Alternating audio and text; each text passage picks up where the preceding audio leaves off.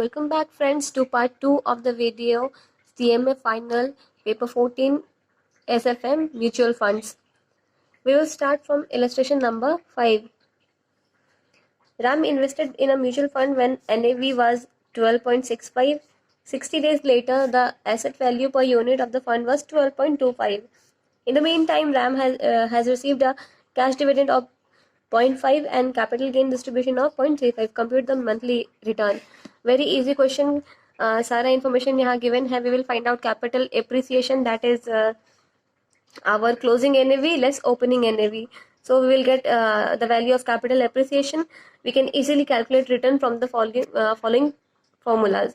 Now from the return we can calculate annualized return, multiplying it with 365 divided by the total period and monthly return as so.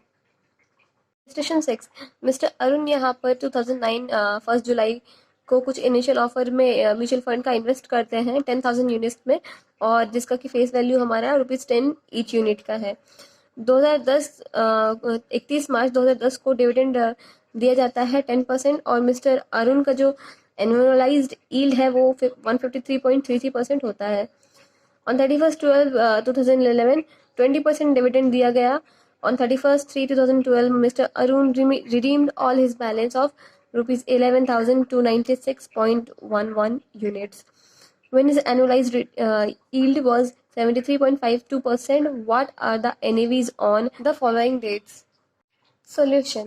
तो सबसे पहले यहाँ एक graph draw कर लेंगे जहाँ पर मिस्टर अरुण जो है इन्वेस्ट करते हैं 1 जुलाई 2009 को, तो ये हमारा NAV 0 हो जाएगा एट द बिगिनिंग, और 31/3/2010 को NAV एट द एंड मानते हैं, दैट इज NAV 1। डिविडेंड 10% दिया जा रहा है और यहाँ से तक का जो हमारा पीरियड है 9 महीने का है। तो एनुअलाइज्ड यील्ड हम लोग को गिवन है 153.33%। ठीक है, अब हम लोग सबसे पहले कैलकुलेट करेंगे NAV एट 31/3/2010। यहाँ पर हमारे पास जो गिवन है फेस वैल्यू, रिटर्न परसेंटेज और डिविडेंड हम लोग कॉपी कर लेंगे। सो calculate return percent based on the formula. ये जो फॉर्मूला है इससे हम लोग रिटर्न परसेंट निकाल लेंगे। डिविडेंड हमारा 10% ऑफ ₹10 हो जाएगा 1। ठीक है, तो NAV 1 हमारा 20.50 आ गया। अब कैलकुलेट कर लेंगे टोटल डिविडेंड रिसीव कितना हो रहा है। ₹1 हो रहा है पर यूनिट, तो हमारा टोटल यूनिट 10,000 था, तो टोटल डिविडेंड कितना हो जाएगा 10,000। अब जो ये हमारा अमाउंट आ रहा है ये हम लोग यूटिलाइज करेंगे, जो भी हमारा डिविडेंड मिलेगा उसको री इन्वेस्ट करेंगे हम लोग। 10,000 का डिविडेंड हमारा रिसीव हुआ है और हमारा जो वैल्यू था NAV एट द एंड, ये रेट चल रहा था, तो हम लोग उससे डिवाइड करके टोटल यूनिट्स कितना परचेज कर रहे हैं वो आ गया। अब हमारे पास एट दिस टाइम कितना यूनिट्स हो गया, जो पहले 10,000 था प्लस हमारा ये न्यू एड ऑन जो हुआ, तो टोटल हमारा इतना यूनिट्स हमारे पास है। ठीक है, यहाँ तक तो हमारा हो गया। अब इसके आगे हम लोग सॉल्व करेंगे सेकेंड पार्ट, जहाँ पर हम लोग 31 दिसंबर 2011 के लिए फाइंड आउट करेंगे NAV। सेम वे को फॉलो करेंगे। यहाँ पर सबसे पहले फाइंड आउट करेंगे कि कितना न्यू यूनिट परचेज किया गया है। तो यहाँ क्वेश्चन में गिवन है कि मिस्टर अरुण 2000 मार्च 2012 को रिडीम कर रहा है इतना अमाउंट, इतना यूनिट्स। ठीक है, तो हमारे पास 2010 के अकॉर्डिंगली इतना यूनिट था, तो यहाँ पर जो भी हमारा डिफरेंस है वो न्यू परचेज किया गया होगा बीच में कभी, तो इतना हमारा यूनिट जो है बीच में परचेज किया गया है। ठीक है, अब dividend received eight 31/12/2011 per unit कितना होगा, 20% करके डिविडेंड दिया गया था और फेस वैल्यू 10 था, तो ₹2 करके दिया जा रहा है, और इस समय हमारे पास जो यूनिट था वो हमारा ये वाला यूनिट था। ठीक है, तो टोटल डिविडेंड कितना मिला होगा, इतना मिला होगा। यही पैसा हम लोग यूटिलाइज किए थे to purchase this new share. ठीक है, तो दिस डिवाइडेड बाई दिस हमारा आ जाएगा कि कितना कौन से हमारे रेट पे हमने परचेज किया था। जो भी रेट था वो हमारा NAV होगा एट दैट डेट। ठीक है, तो हमारा सेकेंड का भी सोल्यूशन हो गया। थर्ड पार्ट है 31/3/2012 का NAV निकालना, ये भी सेम वे से करेंगे। अब यहाँ पर रिटर्न हमारा जो है 73.52 के रेट पर गिवन है, हाँ एनुअलाइज यील्ड। तो अब यहाँ पर हम लोग क्या करेंगे, सबसे पहले प्रेजेंट जो वैल्यू है, यहाँ पर जो वैल्यू है टोटल अमाउंट का वो निकाल लेंगे एनुटी फैक्टर से। तो हमारा 10 लाख इन्वेस्टेड था और हमारा रेट जो है यील्ड रेट, रिटर्न रेट वो 73.52 है। तो फॉर्मूला में पुट करके अगर ये 12 महीने के लिए तो हमारा टोटल टाइम है जो कि स्टार्टिंग फ्रॉम 1 जुलाई 2009 से लेके अभी तक का जो है, तो टोटल 33 मंथ्स इन टोटल होगा। तो अगर 12 महीने के लिए इतना है तो 33 के लिए कितना होगा, ऐसे हम लोग फॉर्मूला में इनपुट करके वैल्यू निकाल लेंगे, जो हमारा आ रहा है 3,02,180 रुपये। ठीक है, तो ये हमारा एनएवी नहीं, total amount at this point आ गया। तो एनएवी भी निकाल लेंगे बड़ी आसानी से, हमारे पास टोटल अमाउंट है और टोटल नंबर ऑफ यूनिट्स भी है। तो इसको डिवाइड कर देंगे टोटल नंबर ऑफ यूनिट्स, तो हमारा वैल्यू आ जाएगा as on 31st 3 2012। Illustration 7. In case of an open-ended mutual fund scheme, the market price was 65. A dividend of rupees 14 has just been paid and ex-dividend price is now rupees 81. What return has been earned over the past year? सबसे पहले capital appreciation कितना हुआ है, 81 minus 65, 16 rupees. तो return हम निकाल लेंगे, 14 rupees का डिविडेंड गिवन था और 16 रुपीज़ हमारा कैपिटल एप्रिसिएशन। तो हमारा रिटर्न परसेंट है, डिवाइड बाय कर देंगे 65 जो हमारा ओपनिंग एनएवी है, ये वाला अमाउंट 65। तो हमारा वैल्यू आ जाएगा रिटर्न परसेंट का 46.15%। Next question, return on mutual fund. A mutual fund has NAV of ₹62 at the beginning of the year, NAV 0. During the year, a sum of ₹5 was distributed as dividend.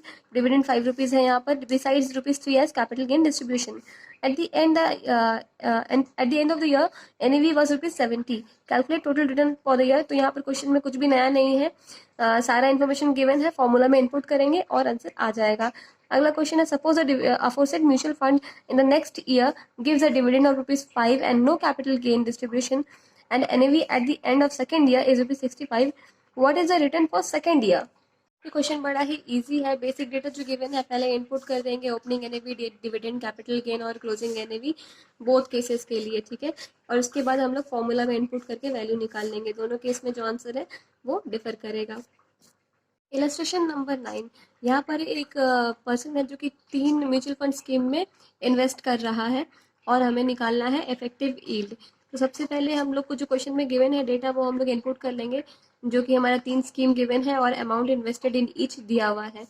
NAV as on entry date, NAV as on exit, no not exit but 31st 2013 तक का NAV हम लोग को given है, तो वो दोनों हम लोग कॉपी कर लेंगे। अब हमारे पास अमाउंट इन्वेस्टेड है और NAV ओपनिंग NAV है, तो हम लोग नंबर ऑफ यूनिट्स निकाल सकते हैं। Amount invested divided by opening NAV, number of units आ जाएगा। और हमारे पास NAV एट जो हमारा क्लोजिंग NAV है वो भी गिवन है, तो number of units into closing NAV, तो total NAV as on the closing date भी आ जाएगा। ठीक है, इसको हम लोग अमाउंट इन्वेस्टेड से लेस कर देंगे तो हमारा नेट NAV आ जाएगा। अब हमारा यहाँ पर इफेक्टिव यील्ड का फॉर्मूला गिवन है, total yield equals to net NAV plus dividend. तो हमारा नेट NAV आ चुका है और डिविडेंड गिवन है क्वेश्चन में। और हम यहाँ पर इफेक्टिव यील्ड इन परसेंट का फॉर्मूला होता है टोटल यील्ड। तो इफेक्टिव यील्ड कोई अगर कोई भी चीज़ का इफेक्टिव हम लोग निकालेंगे तो जो हमारा टोटल यील्ड आ रहा है बाय जो भी हम लोग का स्टार्टिंग में इन्वेस्टमेंट रहा है, तो वो हमारा इफेक्टिव रेट होता है। तो इफेक्टिव यील्ड के केस में वही होगा, total yield divided by amount invested multiplied by जो हमारा नंबर है 365 डेज था, उसमें से कितना डे हम लोग होल्ड करते हैं इंटू 100, तो ये हमारा फॉर्मूला हो जाएगा। तो हम लोग इजीली इसको सॉल्व कर लेंगे। Question 10, Mr. Kiran can earn a return of 16% by investing in equity shares on his own. Now he is considering a recently announced equity-based mutual fund scheme in which initial expenses are rupees 5.7%, not rupees but 5.7%, and annual recurring expenses are 1.7%.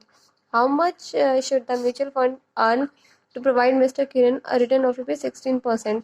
तो ये जो सम है ये mutual fund और equity return का indifference पे based करके सम बनाया गया है।